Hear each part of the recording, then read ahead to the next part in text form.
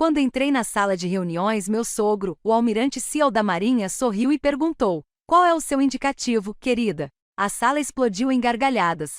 Sorri de volta, firme e calma. "É Valquíria", eu disse. As risadas cessaram. O respeito não precisava ser pedido. Era conquistado. "Você virá à minha reunião amanhã como observador civil", anunciou Simon no jantar de domingo, deslizando o convite formal pela mesa enquanto Luke cortava o assado. "Está na hora de você aprender como funcionam as operações militares de verdade." Minhas filhas estavam lá em cima fazendo a lição de casa, perdendo o momento em que o avô delas finalmente exagerou. 3 anos eu esperei que ele cometesse exatamente esse erro, achando que poderia me humilhar publicamente sem saber quem eu realmente era. Antes de continuarmos, se você já se sentiu rejeitado ou subestimado apesar de suas realizações, considere assinar. É gratuito e ajuda essas histórias importantes a chegarem a outras pessoas que precisam delas. Agora vamos ver o que acontece a seguir. O convite estava entre o purê de batatas e o feijão verde. O papel timbrado da estação naval de Norfolk refletia o lustre da sala de jantar. A faca de Luke parou no meio do corte da carne. Ele reconheceu a armadilha que seu pai estava armando, mas não sabia que eu estava me preparando exatamente para aquele momento desde o dia em que Simon me descartou pela primeira vez como uma adição inadequada ao legado militar de Hawthorne. "Que gentileza sua, pai", disse Luke cuidadosamente, com o tom comedido que ele havia aperfeiçoado depois de anos lidando com o humor do pai. Sua mão encontrou a minha por baixo da mesa, um pedido de desculpa silencioso por qualquer humilhação que ele presumisse que viria. Ele não fazia ideia de que o convite representava a minha oportunidade. "Não há de Simon." Simon recostou-se na cadeira, a satisfação irradiando de cada linha do seu rosto envelhecido. Aos 62 anos, ele ainda se portava com a autoridade do serviço ativo, mesmo em trajes civis. Sua barba grisalha estava parada com precisão militar, e seus olhos exibiam aquela frieza particular reservada àqueles que ele considerava indignos de sua atenção. Por 3 anos, esse tinha sido eu. "Bem, alguém precisa entender o que é um serviço de verdade", disse ele, cortando a carne com força deliberada. "Todo esse voo civil, essas viagens de transporte médico, é um trabalho importante, eu acho, mas não é o mesmo que operações militares. É uma categoria completamente diferente." O tom de desdém em sua voz era praticado, aperfeiçoado ao longo de inúmeros jantares em que ele sistematicamente menosprezava tudo sobre minha carreira. Para ele, eu transportava pessoas doentes entre hospitais, um motorista de ambulância glorificado no céu. Ele construiu essa narrativa de forma tão completa que até Luke às vezes se esquecia do que eu tinha feito antes de nos conhecermos. Antes de trocar meu indicativo militar por um número de registro civil, minha empresa de evacuação médica, a Lifeline Aviation, operava em um pequeno hangar no aeroporto regional de Norfolk. O que Simon não sabia, o que eu cuidadosamente escondi, era que tínhamos contratos confidenciais com 3 agências governamentais. A história do helicóptero turístico que ele espalhou no clube de oficiais era tão distante da realidade que minha sócia Maria, uma ex-médica do exército que perdeu a perna em Kandahar, criou uma documentação inteira falsa para comprová-la. Deixamos Simon acreditar em sua própria ficção, porque a verdade ameaçaria sua superioridade cuidadosamente mantida. "Agradeço a oportunidade de observar", eu disse, mantendo a voz suave, submissa, o tom que eu havia aperfeiçoado para proteger a carreira de Luke. Simon gostava da nora quieta, solidária, de preferência invisível. Por 3 anos, eu lhe dei exatamente o que ele queria, mesmo que isso corroesse algo fundamental dentro de mim. Depois do jantar, enquanto Luke ajudava a lavar a louça e Simon estava sentado na sala assistindo aos seus documentários sobre história militar, eu estava em pé na pia da cozinha, observando meu reflexo na janela. A mulher que me encarava havia aprendido a se encolher, a ocupar menos espaço, a falar apenas quando lhe era dirigida. Ela usava cardigans em vez de macacões de voo, carregava bolsas de fraldas em vez de equipamentos de sobrevivência e participava de reuniões de pais e mestres em vez de briefings de missão.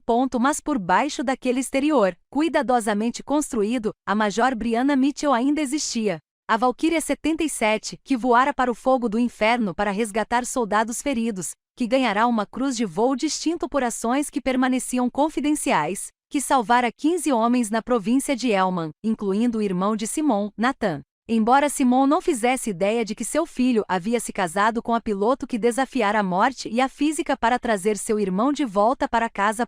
Mais tarde, naquela noite, depois de retornarmos à nossa modesta casa de 2 andares, a 6 quarteirões da base, Sentei-me no meu escritório enquanto Luke colocava as meninas para dormir. O quarto era propositalmente simples. Fotos de família, trabalhos de arte infantis, um arquivo cheio de autorizações escolares e documentos fiscais. Mas, escondida em uma gaveta trancada, sob garantias antigas e manuais de instruções, havia uma pasta de papel pardo que eu vinha montando há 3 anos. Lá dentro estavam as partes desclassificadas do meu registro de serviço, relatórios de missão com seções redigidas que ainda contavam o suficiente da história e, o mais importante, a carta de recomendação assinada pelo próprio almirante Simon Altorne, elogiando o Major B. Mitchell por sua extraordinária bravura na Operação Areia Vermelha. Ele nunca havia conectado B. Mitchell a Brianna, a esposa de seu filho.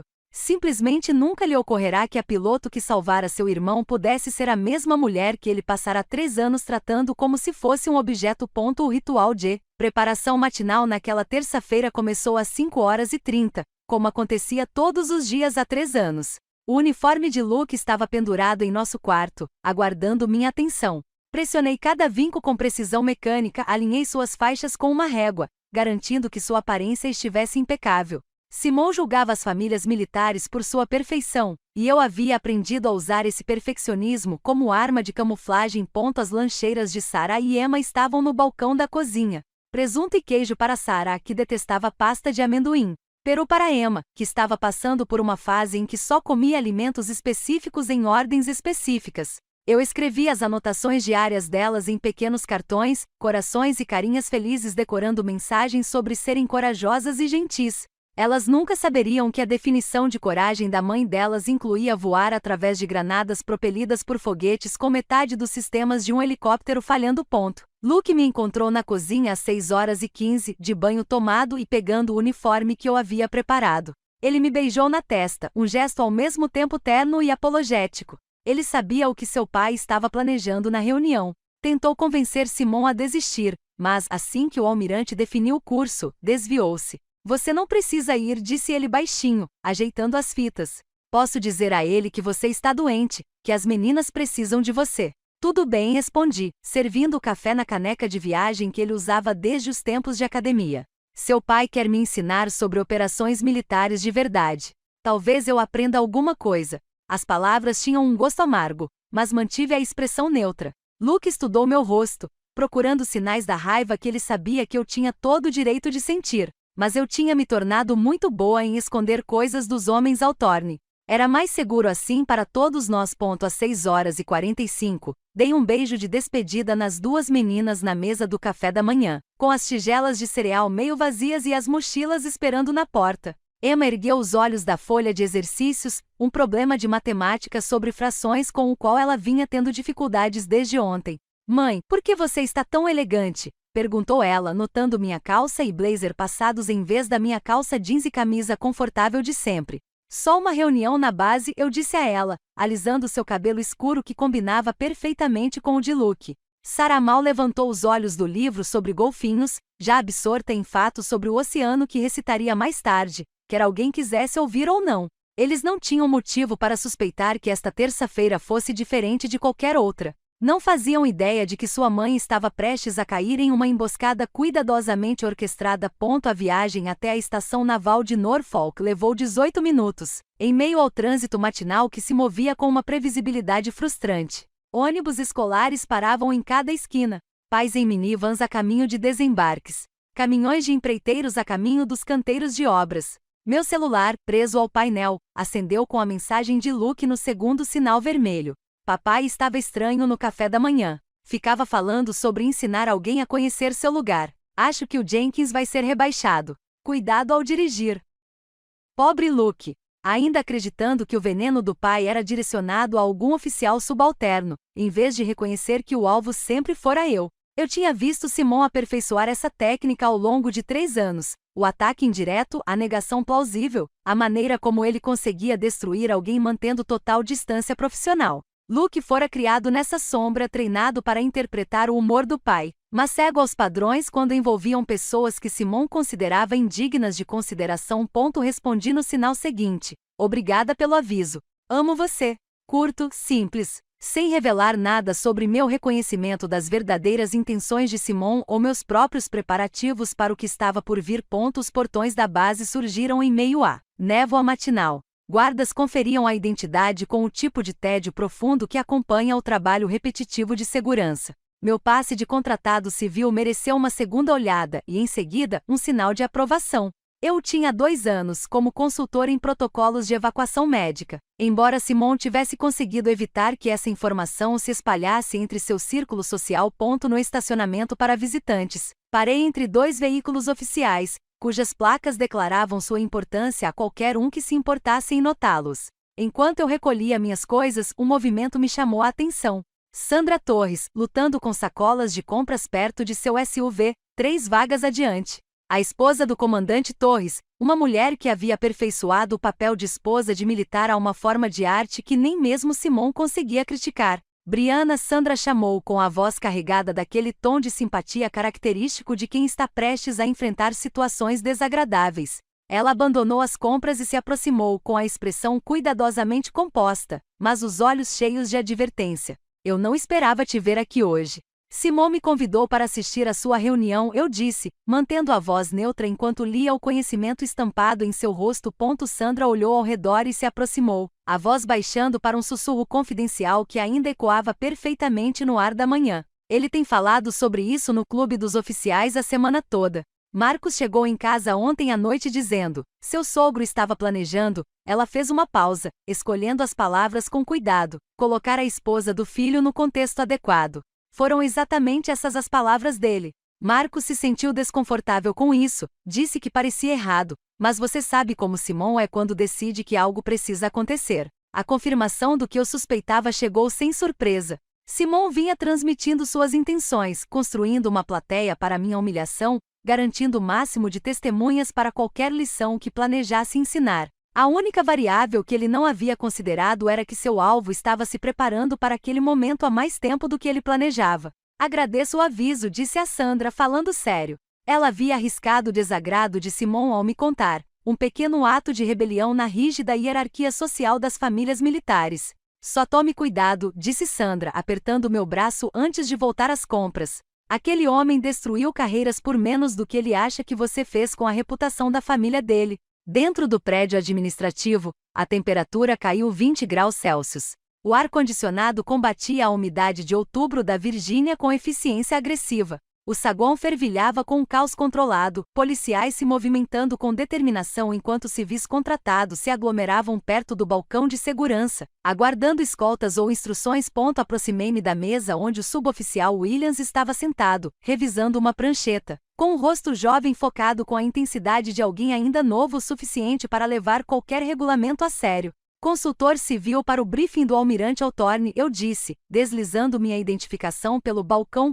Williams olhou para o meu documento de identidade, depois para a lista dele, depois novamente para o meu documento, com a confusão se espalhando por suas feições. Ele verificou a lista novamente, passando o dedo pelos nomes 2 vezes antes de me olhar com uma perplexidade mal disfarçada. Senhora, a senhora está na lista, mas, ele fez uma pausa, claramente tentando descobrir como formular a pergunta profissionalmente. Diz consultora civil, mas a anotação mostra que a senhora é nora do almirante. A senhora precisa de um crachá de visitante ou devo chamar uma escolta, já que sua família. Um crachá de visitante está ótimo, eu disse, observando processar aquele quebra-cabeça burocrático. Estou aqui a título profissional. A confusão aumentou, mas Williams estava bem treinado demais para fazer mais perguntas. Ele imprimiu meu crachá com as palavras consultor civil em negrito na parte inferior e o entregou com instruções para a sala de conferências B, no 3º andar. Enquanto eu o prendia ao meu blazer, 2 tenentes perto do elevador chamaram minha atenção com suas vozes carregadas, apesar da tentativa de descrição. Ouvi dizer que o almirante está planejando algo para o briefing, disse um deles, jovem o suficiente para que seu uniforme ainda parecesse uma fantasia. Algo sobre demonstrar a diferença entre o serviço real e os civis fingidos. Seja lá o que for, fico feliz por não ser o alvo, respondeu seu companheiro, apertando o botão do elevador com força desnecessária. Hawthorne está de mau humor a semana toda. Ontem ele passou 20 minutos explicando por que os contratados civis diluem a cultura militar. Eles notaram minha aproximação e ficaram em silêncio, acenando educadamente antes de entrarem no elevador. Esperei pelo próximo, aproveitando o momento para me concentrar, para sentir o peso do que estava por vir e do que eu havia preparado. O banheiro do terceiro andar estava vazio, luzes fluorescentes contrastando com azulejos brancos e um espelho que refletia mais verdade do que conforto. Fiquei parada em frente à pia, observando a mulher que me permitirá me tornar sob a pressão constante de Simon. Meus ombros se curvaram para dentro, treinada para me tornar menor em sua presença. Minha voz havia baixado para tons mais suaves, nunca desafiadora, nunca assertiva. Até minha postura havia se adaptado, submetendo-me inconscientemente à sua autoridade em mil pequenas coisas que se acumularam ao longo de 3 anos como sedimentos, enterrando a oficial que um dia fora.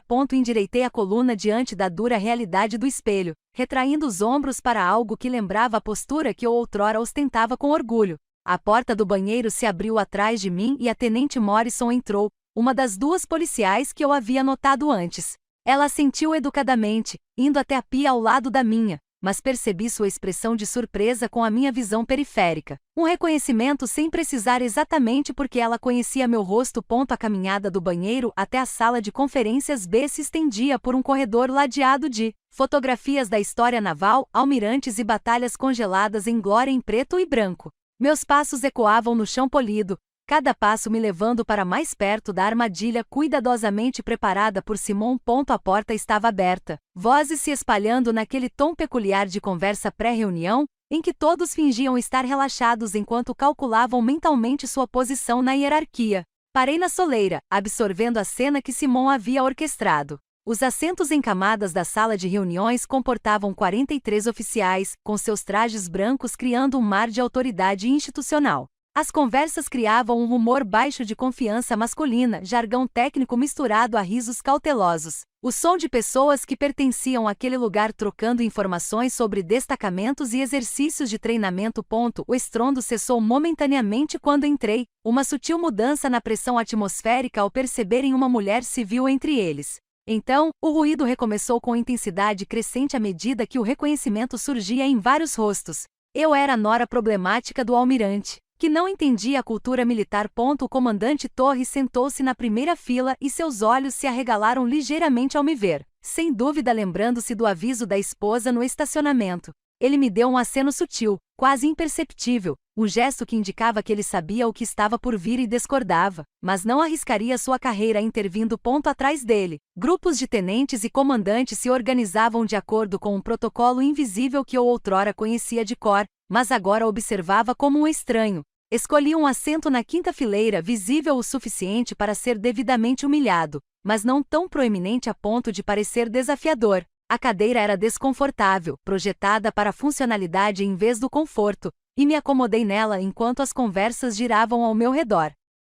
Ninguém falou comigo diretamente, embora vários policiais me lançassem olhares curiosos, tentando entender por que um civil, e especificamente este civil, havia sido convidado para o briefing operacional. 2 fileiras à frente, ouvi o capitão Roberts contando a outro oficial sobre um exercício de treinamento que deu errado. Algo sobre manutenção de helicópteros e conflitos de agenda. A ironia não passou despercebida. Eles estavam discutindo exatamente o tipo de logística que eu havia gerenciado com perfeição por 12 anos.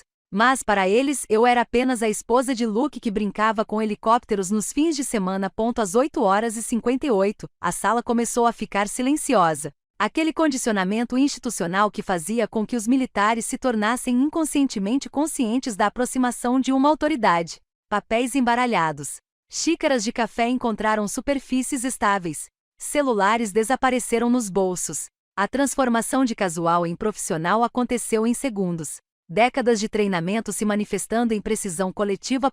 Simon entrou com precisão teatral exatamente às 9 horas, nem um segundo antes nem depois. A porta se abriu como se tivesse sido sinalizada por sua aproximação, e ele entrou com a confiança de alguém que nunca duvidou de seu lugar no mundo. Seu uniforme era mais do que perfeito. Era uma declaração de supremacia, cada faixa alinhada com precisão matemática, cada vinco afiado o suficiente para ser cortado. Sua presença atraiu atenção instantânea, preenchendo o ambiente como água enche um recipiente, sem deixar espaço para mais nada. Seus olhos encontraram os meus imediatamente com uma satisfação predatória. Uma rápida olhada confirmou que eu havia caído em sua armadilha, como esperado. Observei-o saborear o momento, o leve arquear de sua boca que qualquer outra pessoa poderia confundir com um sorriso profissional. Mas reconheci sua expectativa. Ele se dirigiu ao pódio com passos medidos, deixando sua autoridade se apoderar da sala como um peso. Senhores, começou sua voz carregando aquela ressonância de comando particular que fazia as espinhas se endireitarem automaticamente. E senhoras, acrescentou, acenando com a cabeça para Tenente Morrison e sua colega com um reconhecimento pontual que conseguiu minimizar a presença delas, ao mesmo tempo que as incluía tecnicamente. A apresentação começou com operações táticas de aviação, com slides exibindo estatísticas de desdobramento e avaliações de prontidão operacional. A voz de Simon encontrou o ritmo de um briefing militar, profissional e preciso, projetado para transmitir o máximo de informações com o mínimo de emoção. Gráficos surgiram mostrando as taxas de disponibilidade de helicópteros, cronogramas de manutenção, porcentagens de sucesso de missão, todas as métricas que reduziam a coragem humana às células de planilha. Fiquei sentado, perfeitamente imóvel, com as mãos cruzadas no colo, desempenhando o papel de um civil atento tentando entender conceitos militares complexos. Ao meu redor, oficiais tomavam notas com graus variados de envolvimento. Alguns rabiscavam freneticamente, provavelmente oficiais subalternos tentando impressionar com sua atenção aos detalhes. Outros, mais antigos, faziam anotações ocasionais enquanto suas mentes claramente divagavam para outras responsabilidades.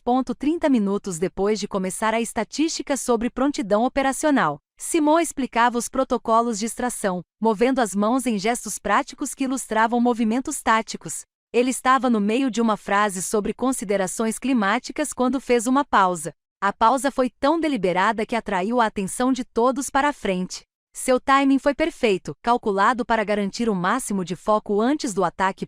Ele se virou da tela para encarar a sala de frente, sua expressão mudando para algo que poderia ter sido paternal se você não soubesse. Seu olhar percorreu os oficiais reunidos antes de pousar em mim com a precisão de um sistema de mira.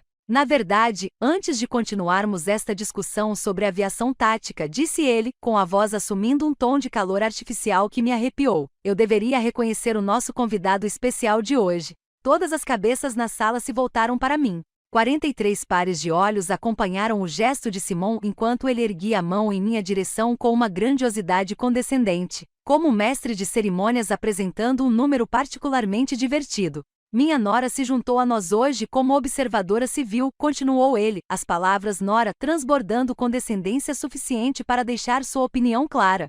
Ela mesma pilota helicópteros, sabe, trabalho turístico, passeios ao pôr do sol sobre Virginia Beach, eu acho. Talvez ela aprenda algo sobre como funcionam as operações militares de verdade.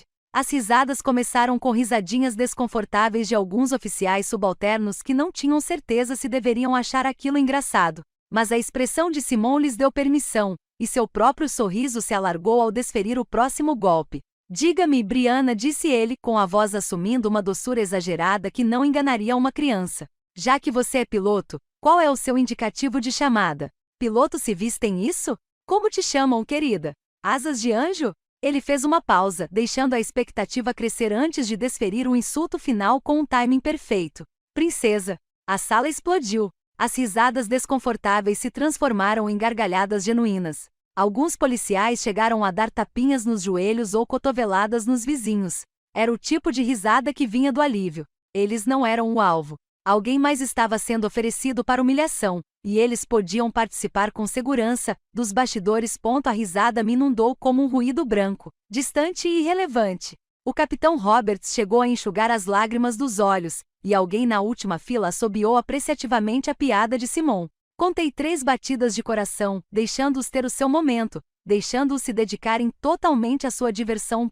Então me movi, levantando-me lentamente. Deixei minha altura se endireitar pela primeira vez em anos. Minha coluna se desenrolou vértebra por vértebra, os ombros se curvaram de volta ao alinhamento, o queixo se ergueu no ângulo que eu havia mantido em zonas de combate. A transformação aconteceu em segundos, mas foi como tirar uma fantasia mal ajustada. O riso na sala vacilou um pouco com a mudança, embora a maioria continuasse se divertindo, sem saber que estavam prestes a testemunhar uma destruição profissional. Minhas mãos permaneceram firmes ao lado do corpo enquanto eu encontrava o olhar de Simon diretamente. Sem deferência agora, sem submissão cuidadosamente elaborada, apenas o olhar firme que eu havia aperfeiçoado em centenas de briefings pré-voo, quando as probabilidades diziam que não deveríamos voar, mas vidas dependiam de nós de qualquer maneira. É a Valquíria. As duas palavras caíram na sala com a precisão de um golpe cirúrgico. Deixei que cada sílaba carregasse o peso de 100 missões, a autoridade de alguém que conquistou seu nome com fogo e sangue, e não em salas de conferência e manobras políticas. O efeito foi instantâneo. 43 rostos congelaram simultaneamente, o riso morrendo em meio à gargalhada. O comandante Torres engasgou com o café, o som agudo no silêncio repentino. Seu acesso de tosse durou 3 segundos antes que ele conseguisse pronunciar uma única palavra que mudou tudo. Valquíria. Porque todos naquela sala conheciam a lenda da Valquíria 77, que pilotará a Operação Areia Carmesim. Ouviam as histórias sussurradas nas salas de prontidão, compartilhadas durante as missões, discutidas em voz baixa nos clubes de oficiais. A piloto que fizera o impossível, que desafiara a física e a probabilidade para trazer pessoas de volta para casa. Nenhum deles havia conectado essa lenda à nora demitida do almirante. A tenente Morrison levou a mão à boca. O queixo do capitão Roberts caiu. Na terceira fileira, um jovem alferes deixou cair a caneta, que caiu no chão com um som que pareceu impossivelmente alto. O sorriso de Simon vacilou, a incerteza se infiltrando em sua expressão pela primeira vez desde que eu o conhecia. Agosto de 2018, província de Helmand. Minha voz cortou o silêncio atordoado com precisão clínica. Não precisei levantar a voz. A verdade tinha seu próprio peso. Cada palavra soava como uma prova sendo apresentada a um júri, construindo um caso que eles não podiam rejeitar. 15 homens foram resgatados sob fogo pesado. RPGs inimigos destruíram metade do nosso sistema hidráulico. Meu copiloto, tenente David Park, estava inconsciente devido aos ferimentos de estilhaços, sangrando pelo traje de voo enquanto eu segurava o manche com as duas mãos, lutando para nos manter no ar. A zona de resgate estava quente. Caças do Talibã cercaram a posição da equipe SEAL e estávamos recebendo fogo de 3 direções. A sala ficou completamente silenciosa. Até a respiração parecia ter parado. As mãos de Simon encontraram as bordas do pódio, apertando-as com tanta força que os nós dos dedos ficaram brancos através da pele. Seu rosto havia perdido a cor, e o reconhecimento começava a surgir em seus olhos, incluindo o chefe-mestre Nathan Altorne. O nome acertou como um golpe físico. Simon chegou a cambalear, apoiando-se no pódio. Ao redor da sala, oficiais trocavam olhares, conectando pontos que nunca antes pareciam relacionados. Nathan Altorne, irmão do almirante, o SEAL condecorado que morreu em combate 2 anos antes. Mas não antes que a Operação Areia Carmesim lhe desse aqueles anos extras. Seu irmão, almirante. Mantive a voz calma, profissional, embora a lembrança daquela noite ainda estivesse viva em meus ossos. Ele estava sangrando por causa de um ferimento no fêmur quando embarcamos. Perdeu a consciência 2 vezes durante o voo. Ele recobrou os sentidos o suficiente para me implorar para não deixá-lo morrer antes de poder segurar a filha. Ela havia nascido 3 semanas antes, enquanto ele estava em missão. Ele tinha a foto dela colada dentro do capacete. Alguém sussurrou, meu Deus, da última fileira. Outro oficial sacou o celular, provavelmente em busca de detalhes desclassificados sobre a Areia Carmesim, tentando verificar o que não podia ser verdade. Que a mulher de quem o almirante zombara por 3 anos era a piloto que se tornará uma lenda. Voei com metade do meu sistema hidráulico danificado e meu copiloto inconsciente, navegando por memória muscular e instinto quando os instrumentos falharam. O helicóptero tremia tanto que meu chefe de tripulação, Sargento Martinez, deslocou o ombro ao tentar fornecer fogo de cobertura. Recebemos 17 tiros na fuselagem. A tripulação os contou depois, surpresa por termos permanecido no ar. O rosto de Simon passou por um espectro de emoções. Choque, descrença e agora algo próximo do horror, à medida que as implicações o atingiam. Sua humilhação cuidadosamente orquestrada estava desmoronando, revelando algo muito pior do que simples crueldade. Ele estava ignorando a própria pessoa que salvara a vida de seu irmão. Nathan viveu o suficiente para conhecer sua filha porque eu me recusei a deixá-lo morrer sob minha supervisão. 2 anos depois, ele me enviou uma carta antes de sua missão final. Queria que alguém soubesse a verdade sobre aquela noite, sobre as decisões que quase mataram todos os 15 homens antes mesmo de partirmos. Os sussurros começaram então, espalhando-se pela sala como fogo. Areia Carmesim. Impossível. Era ela. Os policiais se inclinaram uns para os outros com vozes urgentes, porém abafadas, como se falar alto demais pudesse destruir o que quer que estivesse acontecendo. O comandante Torres havia se recuperado da tosse e agora me encarava com uma expressão de absoluto reconhecimento. Ele estivera lá. Ele sabia. Peguei meu celular com uma calma deliberada e deslizei para um documento que havia salvo 6 meses antes, quando os níveis de sigilo finalmente caíram. A tela exibia o cabeçalho claramente: relatório pós-ação da Operação Areia Carmesim, desclassificado. O selo oficial estava visível, juntamente com o carimbo de data e os códigos de autorização que comprovavam sua autenticidade. O relatório desclassificado é uma leitura interessante, almirante. Ergui o telefone, embora a tela fosse pequena demais para que qualquer pessoa além de mim pudesse ler com clareza. Isso não importava. Eles podiam ver que era real, oficial, inegável. Particularmente a seção sobre as decisões de comando naquela noite. 3 recomendações de aborto do oficial meteorológico.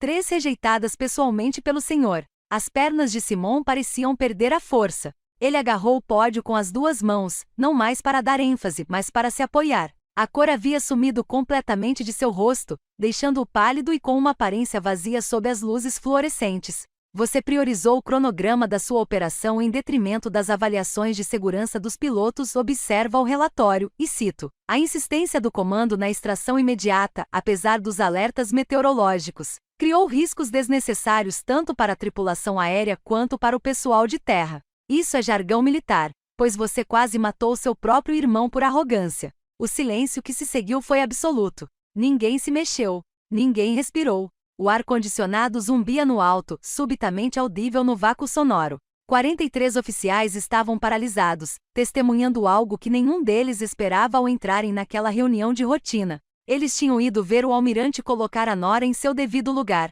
Em vez disso, estavam observando-o confrontar a realidade de que passara 3 anos menosprezando o herói que salvara a vida do irmão.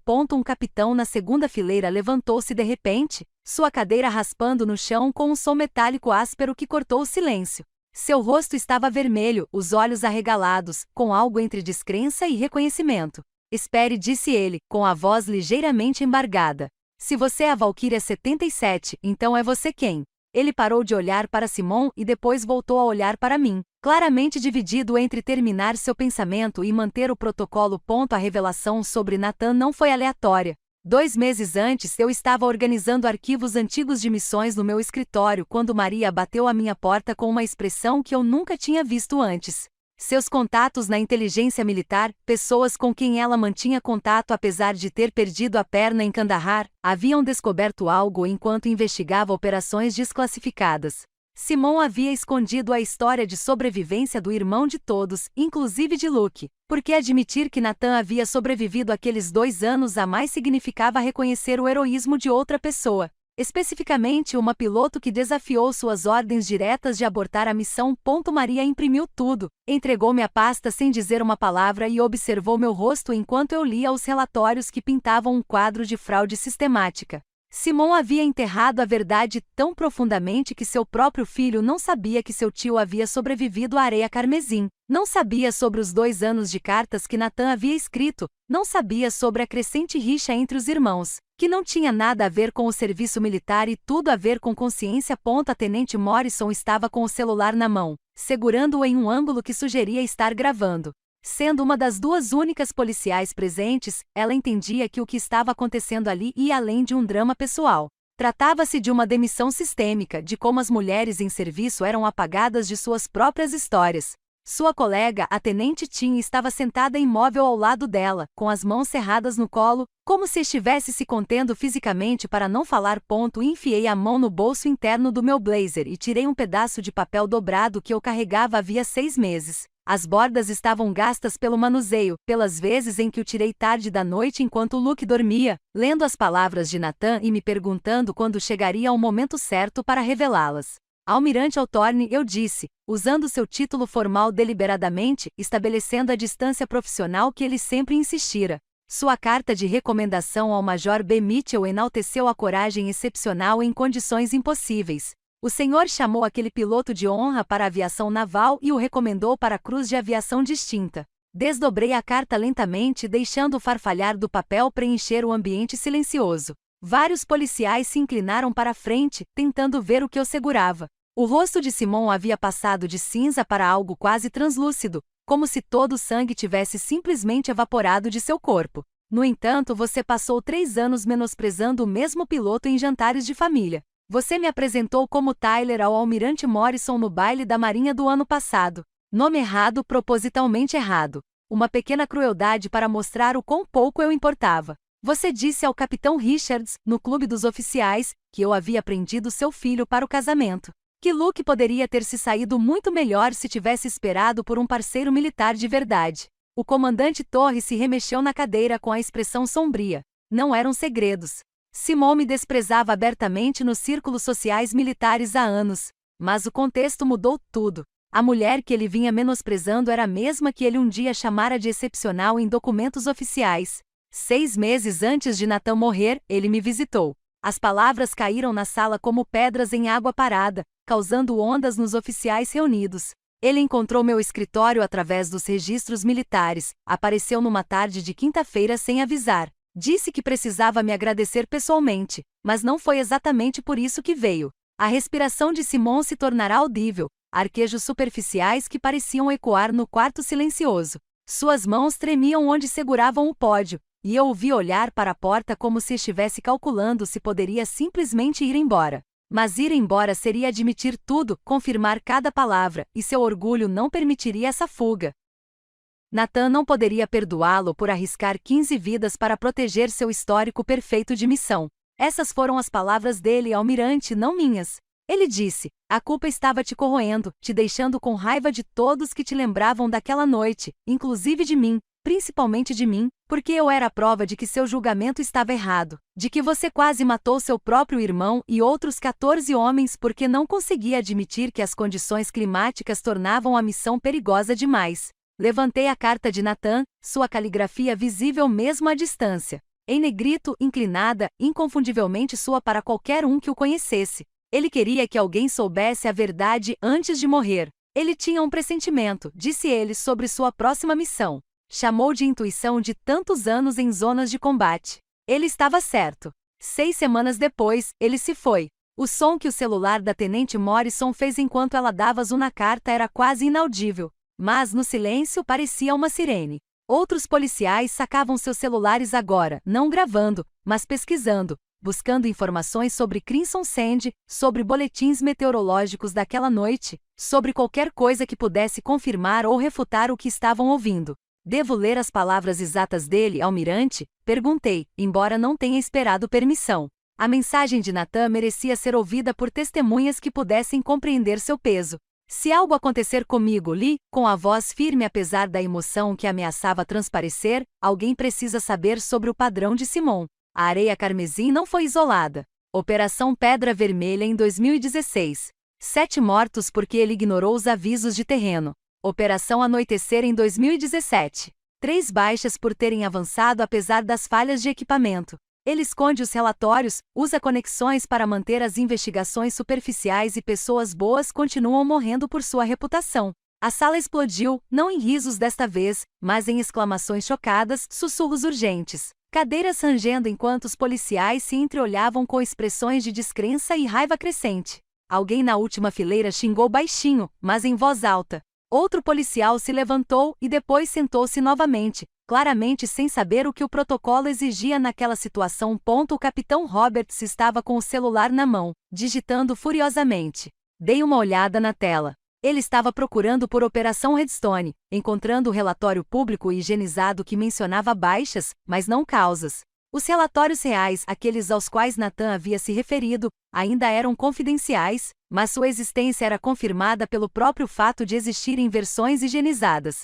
Chega, disse Simon, mas sua voz saiu quase como um sussurro, sem qualquer autoridade. Ele pigarreou e tentou novamente. Isso é informação confidencial. Você não pode, não é mais confidencial, interrompi, erguendo o celular novamente. A areia carmesim foi desclassificada há 6 meses. A carta do Nathan não é confidencial. É correspondência pessoal. E aquelas outras operações que você enterrou, o escritório do inspetor-geral tem se interessado muito por padrões de falhas de comando, especialmente quando esses padrões são documentados por um CEO falecido que não tinha motivos para mentir. O peso do que eu havia revelado parecia pesar sobre a sala. Não se tratava apenas de fracassos pessoais ou dramas familiares. Tratava-se de falhas sistêmicas de comando que custaram vidas. Acobertamentos que atingiram o cerne da integridade militar. Todos os oficiais presentes entendiam que estavam testemunhando algo que teria repercussões muito além daquela sala de reuniões, além da carreira de Simon, além de qualquer vingança pessoal entre um sogro indiferente e a nora que ele nunca se dera ao trabalho de conhecer de verdade. O silêncio se estendeu até que o comandante Torres empurrou a cadeira para trás, as pernas de metal raspando no chão com um som que fez todos se virarem. Seu rosto estava pálido sob o bronzeado da Flórida, e suas mãos tremiam levemente ao se levantar. Ele era um homem grande, 1,90 metros, com ombros que sugeriam que ele havia jogado futebol americano universitário antes de escolher a marinha. Mas naquele momento, ele parecia de alguma forma menor, sobrecarregado por algo que carregara por muito tempo. Preciso dizer uma coisa, começou Torres, com a voz trêmula de um jeito que eu nunca ouvirá de um oficial superior. Ele olhou diretamente para mim, depois para Simon, depois de novo para mim, como se tentasse decidir qual verdade contar primeiro. Eu estava lá, areia carmesim. Eu era um dos 15. A admissão caiu na sala com um peso físico. Vários policiais se viraram em seus assentos para encará-lo. O capitão Roberts deixou cair o telefone completamente, e ele caiu na mesa com um estrondo agudo que ninguém percebeu. Torres nunca havia mencionado isso em 3 anos de serviço sob Simon, 3 anos de briefings e reuniões em que Crimson Sand se tornará uma lenda, mas nunca um testemunho pessoal. Major Mitchell, Valkyria. Ela salvou minha vida naquela noite. Não apenas tecnicamente, não apenas como parte da extração. Quer dizer, literalmente salvou minha vida.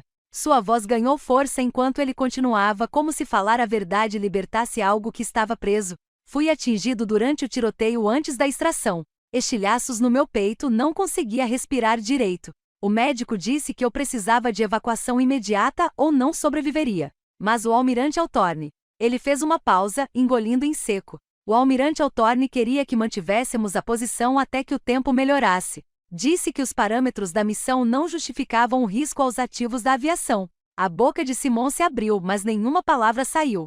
Seu ajudante, o tenente Williams, estava rígido em seu assento perto da frente, seu rosto jovem alternando expressões de descrença e crescente compreensão. Ela veio mesmo assim, continuou Torres, com os olhos fixos nos meus.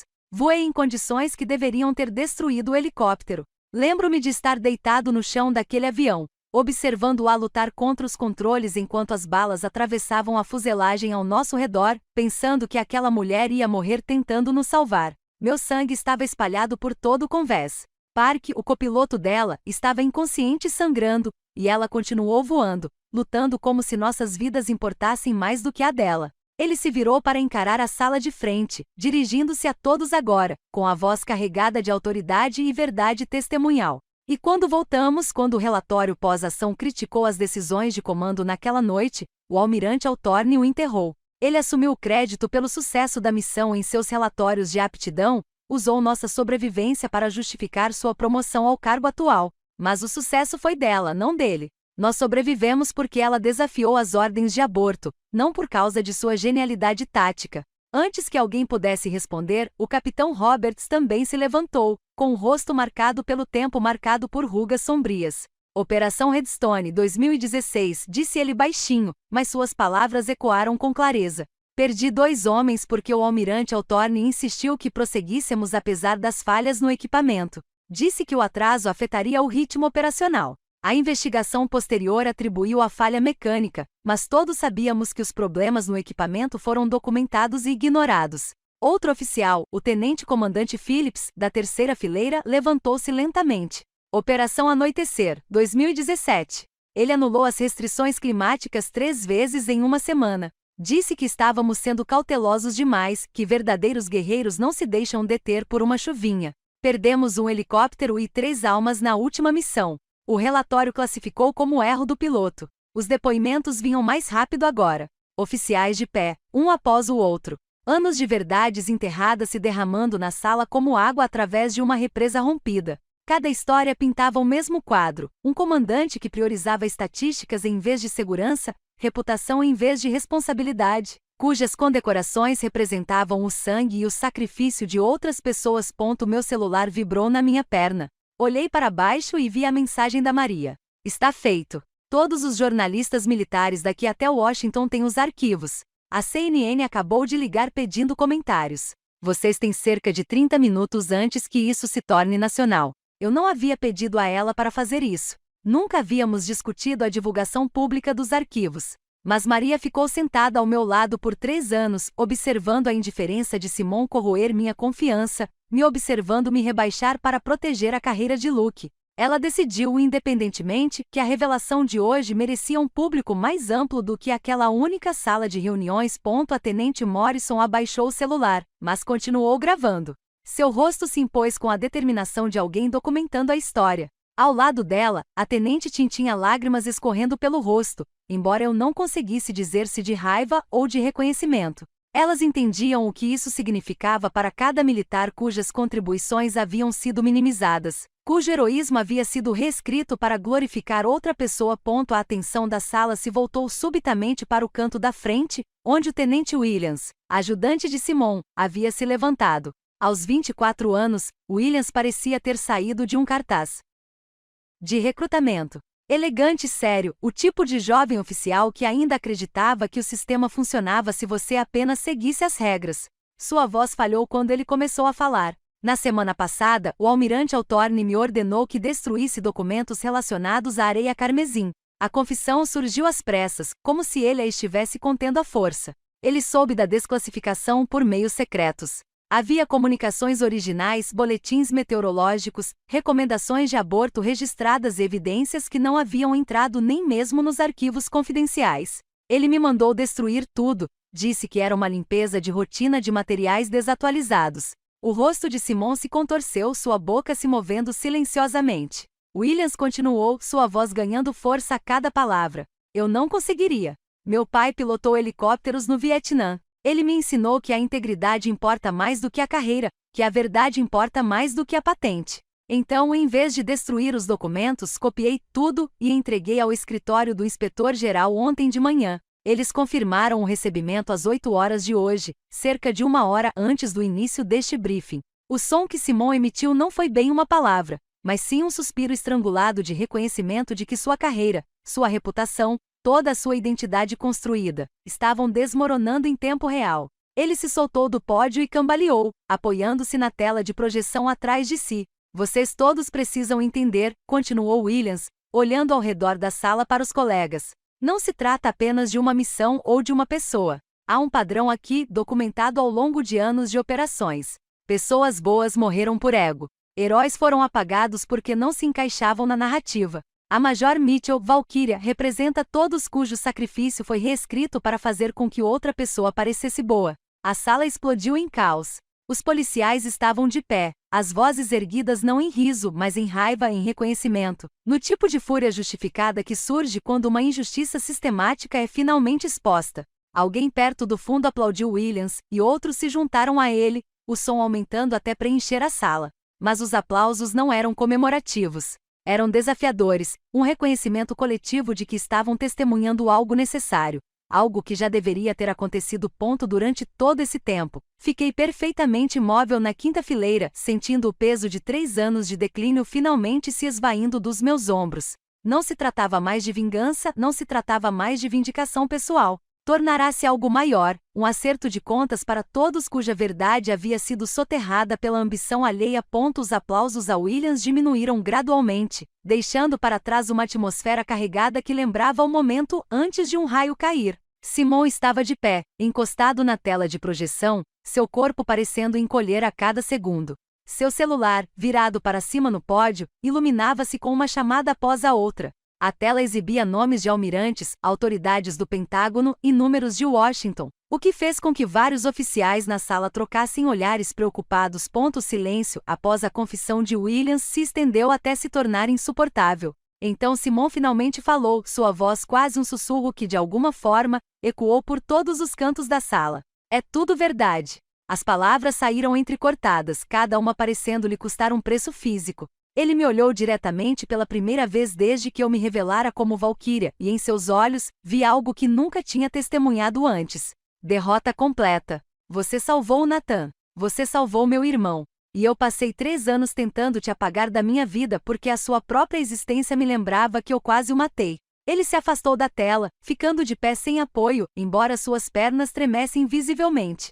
A presença imponente que dominara todos os cômodos por 3 décadas havia evaporado, deixando para trás um homem confrontando as ruínas que ele mesmo havia criado. Eu ameacei a carreira de Luke, continuou ele, cada admissão caindo como mais uma pedra na água parada. Disse a ele que esposas difíceis poderiam atrapalhar oficiais promissores. Deixei claro que se você não desempenhasse o papel de civil solidário, se chamasse atenção para seu histórico de serviço, haveria consequências para o progresso dele. Eu queria você quieto e pequeno, porque cada vez que você entrava em uma sala com os ombros para trás, cada vez que mencionava voar, você era a prova da minha covardia. A tenente Morrison se remexeu na cadeira, com o celular ainda gravando, capturando o completo desmantelamento da autoridade militar. Ela começou a bater palmas.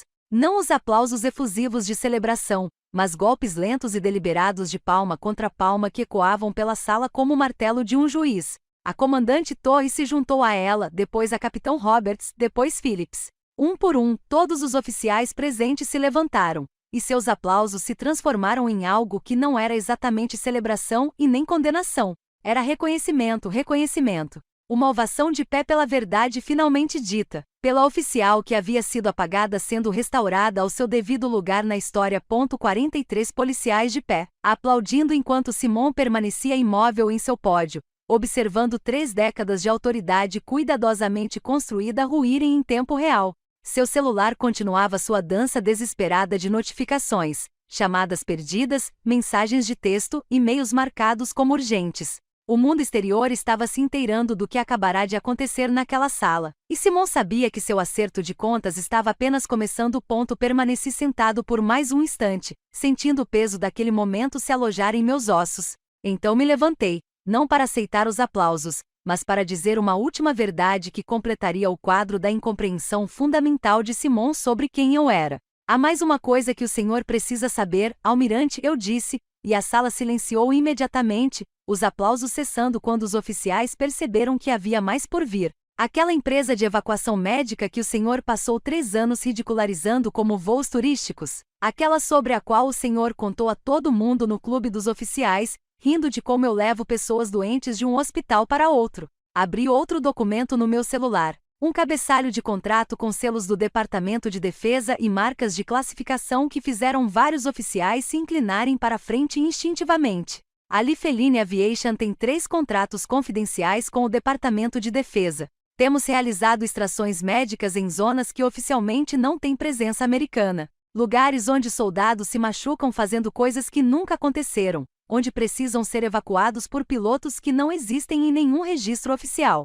Em 3 anos do que você chamou de brincar com helicópteros, voei mais missões adjacentes a combate do que a maioria dos pilotos da ativa vê em uma carreira completa. Suspiros percorreram a sala. O comandante Torres sentou-se novamente, suas pernas aparentemente incapazes de suportar a nova revelação. Aqueles oficiais entendiam o que aqueles contratos significavam: apoio em operações secretas, reforço em operações especiais. O tipo de voo que acontecia nas sombras e salvava vidas que não podiam ser reconhecidas. A dona de casa suburbana que você exigiu que eu me tornasse, a mulher quieta que preparava almoços e participava de reuniões de pais e mestres, era um disfarce. Toda vez que você me dispensava em jantares de família, toda vez que me apresentava com o nome errado ou esquecia qual era a minha profissão, eu estava voltando de missões que você nem sabia que existiam. Salvei mais vidas nos últimos 3 anos do que você tem em seu peito. Tudo isso enquanto fingia ser diminuída porque você deixou claro que era isso que a carreira de Luke exigia. O telefone de Simon tocou novamente, um toque específico que fez todos os oficiais presentes se endireitarem instintivamente. O chefe de operações navais, o oficial de mais alta patente de toda a marinha, estava ligando, e Simon não conseguia nem se mexer para atender. Suas mãos pendiam ao lado do corpo, tremendo visivelmente enquanto o peso de suas ações o pressionava com força esmagadora. Então ele fez algo que ninguém esperava, algo que seria comentado nos círculos militares por anos a fio. Simon levou a mão ao peito e começou a remover suas condecorações. Uma a uma, com dedos trêmulos, ele desprendeu as condecorações que definiram sua identidade por 3 décadas. A Estrela de Bronze, o Coração Púrpura, a Legião do Mérito. Cada uma delas saiu com um pequeno clique metálico que pareceu impossivelmente alto na sala silenciosa. Ele as colocou no pódio em uma fileira organizada, com a mesma precisão que sempre exigirá em tudo. Este ato final de porte militar em meio a um colapso pessoal completo. Quando a última faixa foi removida, seu uniforme parecia nu vulnerável, como uma armadura sem todas as placas. Simon olhou diretamente para mim, e quando falou, sua voz estava firme pela primeira vez desde que eu disse a palavra Valkyria. Você é o oficial que eu fingi ser. As palavras pairavam no ar, uma inversão completa de tudo que ele acreditava sobre hierarquia, sobre valor, sobre o que constituía um serviço real. Sem dizer mais nada, sem esperar por respostas ou reações, Simon se virou e saiu de sua sala de reuniões. Seus passos ecoaram no corredor, ficando mais fracos até desaparecerem completamente, deixando 43 testemunhas do completo desmantelamento de tudo o que acreditavam sobre poder, respeito e valor. As fitas permaneceram no pódio, refletindo a luz fluorescente, evidência física de uma carreira construída com sacrifícios alheios.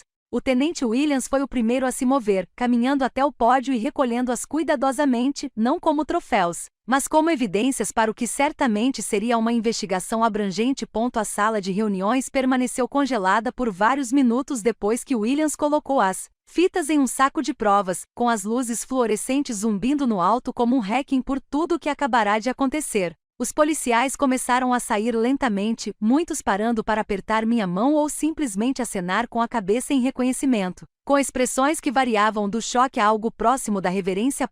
A tenente Morrison se aproximou por último, colocando um pequeno cartão na minha palma com seu número de telefone pessoal escrito. Para quando você estiver pronta para contar a história completa, disse ela calmamente. A verdadeira, não a versão higienizada que eles vão tentar criar. Fiquei sentado sozinho na sala vazia por mais 10 minutos, sentindo o peso de 3 anos se esvaindo dos meus ombros e ao mesmo tempo, reconhecendo que tudo na minha vida estava prestes a mudar. Meu telefone mostrava 47 chamadas perdidas e quase 200 mensagens de texto, mas ignorei todas, precisando daquele momento de silêncio antes de encarar o que viria a seguir. Luke chegou em menos de 1 hora, irrompendo pela porta da sala de conferências com uma expressão que eu nunca tinha visto antes. Partes iguais de fúria, orgulho e profundo alívio. Ele havia recebido 17 ligações diferentes sobre o que havia acontecido. Cada relato acrescentava mais uma camada à história. Cada ligação mais incrédula que a anterior. Mas em vez de raiva ou confusão, em vez de exigir explicações sobre por que eu nunca lhe contará sobre a areia escarlate, Nathan ou qualquer outra coisa, ele simplesmente atravessou a sala em 3 passos e me envolveu em seus braços. Eu sempre soube quem você era, sussurrou contra meus cabelos, me abraçando forte o suficiente para que eu pudesse sentir seu coração disparado. Não os detalhes, não as missões, mas eu conhecia a Valkyria, não a versão reduzida que meu pai exigia. Eu vi você se tornar menor por 3 anos, e isso está me matando. Ele se afastou o suficiente para me encarar, e eu vi lágrimas, algo que só tinha testemunhado 2 vezes em todo o nosso casamento. Tenho documentado tudo, continuou ele com a voz rouca de emoção.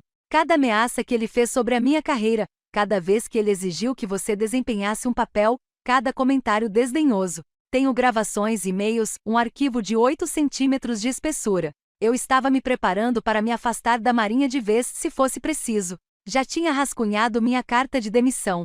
Está na gaveta da minha mesa há 6 meses. A revelação me deixou em silêncio, atordoado. Luke, que crescerá à sombra da grandeza militar, que construíra toda a sua identidade em torno do serviço e da tradição, estivera pronto para abandonar tudo em vez de ver seu pai continuar a me diminuir. O sacrifício que ele estivera disposto a fazer, discretamente e sem alarde, dizia mais sobre seu caráter do que qualquer condecoração ou patente jamais poderia.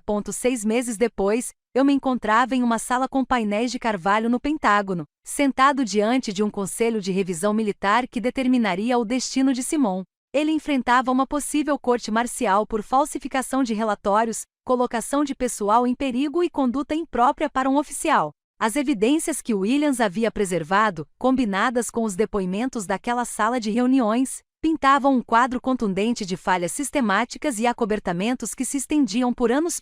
Quando chamado para depor, fiz algo que chocou todos os presentes, incluindo o próprio Simon. Defendi a clemência. Destruir o almirante Hawthorne seria desperdiçar a lição que ele poderia ensinar aos outros, disse ao conselho, encarando cada um dos membros. Ele representa algo sistêmico na cultura militar. a confusão entre autoridade e infalibilidade, a crença de que a patente determina o valor. Façam dele um conto de advertência, não um mártir. Deixem que ele se aposente com o mínimo de dignidade, mas exijam que ele ministre cursos de ética na academia, usando seus próprios fracassos como currículo. Façam com que ele se apresente diante de jovens oficiais e explique como a arrogância custa vidas, como dispensar especialistas com base em gênero ou status civil enfraquece toda a força. Isso serviria melhor à justiça do que qualquer corte marcial. O conselho deliberou por 3 dias antes de aceitar minha recomendação. Simon se aposentaria discretamente com seu histórico anotado, mas não destruído, e passaria 2 anos ministrando cursos de ética, onde seus próprios fracassos se tornariam estudos de casos sobre liderança tóxica. As meninas finalmente descobriram a verdadeira história da mãe numa noite chuvosa, de quinta-feira, quando Sarah irrompeu na cozinha, laptop na mão, o rosto vermelho de excitação e confusão. Ela encontrou uma notícia sobre a revelação da Valquíria, que havia transformado as discussões sobre cultura militar em todo o país, incluindo uma foto minha com meu traje de voo de anos atrás, ao lado de um helicóptero que eu pilotará em condições impossíveis. Mãe, é você? Perguntou Sarah, virando a tela para mim enquanto Emma espiava por cima do ombro dela. Ambas estavam com os olhos arregalados, com o tipo de choque que surge ao descobrir que seu pai, mãe, não é quem você pensava que era. Sim, respondi simplesmente, largando o pano de prato e dando-lhes toda a minha atenção. Sou eu. Emma, sempre a mais direta das duas, fez a pergunta que mais importava. Por que você não nos contou? Por que escondeu por tanto tempo? Puxei cadeiras para os dois, sentando-nos à mesa da cozinha, onde havíamos compartilhado inúmeros momentos comuns, preparando-nos para compartilhar algo extraordinário. Às vezes, a maior força é saber quando revelar seu poder, e não exibi-lo constantemente. Por 3 anos, escolhi proteger a paz da nossa família em vez do meu próprio reconhecimento. Isso não foi fraqueza. Foi estratégia. Mas chega um momento em que esconder sua luz para deixar os outros confortáveis se torna um desserviço a todos, incluindo aqueles que você está tentando proteger. Sarah estendeu o braço por cima da mesa e pegou a minha mão. Sua expressão era séria demais para a sua idade. O vovô já sabe, não é? É por isso que ele anda tão diferente ultimamente. Porque Simon era diferente. Agora ele me apresentava em eventos militares como Comandante Mitchell, a mulher que salvou meu irmão e minha alma. Sua voz transmitia respeito genuíno pela primeira vez desde que eu o conhecia. Nosso relacionamento nunca seria caloroso. Já havia sido muito danificado para isso. Mas havia se tornado honesto. Ele enviava cartas manuscritas mensalmente, cada uma reconhecendo momentos específicos em que me desconsiderou, catalogando cada desfeita com a mesma precisão que outrora aplicava às operações militares. Era sua penitência, uma penitência que ele continuaria até que tivesse se responsabilizado por cada comentário desdenhoso, cada nome esquecido, cada momento em que me diminuíra para se sentir maior. Voltei a voar com meu nome verdadeiro, realizando missões que importavam, sem me esconder mais atrás da fachada de voos turísticos ou de expectativas reduzidas. A Lifeline Aviation havia se expandido, assumindo mais contratos e contratando mais pilotos. Muitas delas mulheres que ouviram falar do que aconteceu naquela sala de reuniões e queriam voar para alguém que entendesse o que significava ser ignorado e subestimado. O respeito que eu havia conquistado naquela sala de reuniões não havia sido concedido por Simon ou qualquer outra pessoa. Sempre foi meu. Eu simplesmente escolhi o meu momento, esperei pelas condições perfeitas e então revelei o que sempre foi verdade. Às vezes, a vingança não consiste em destruir alguém.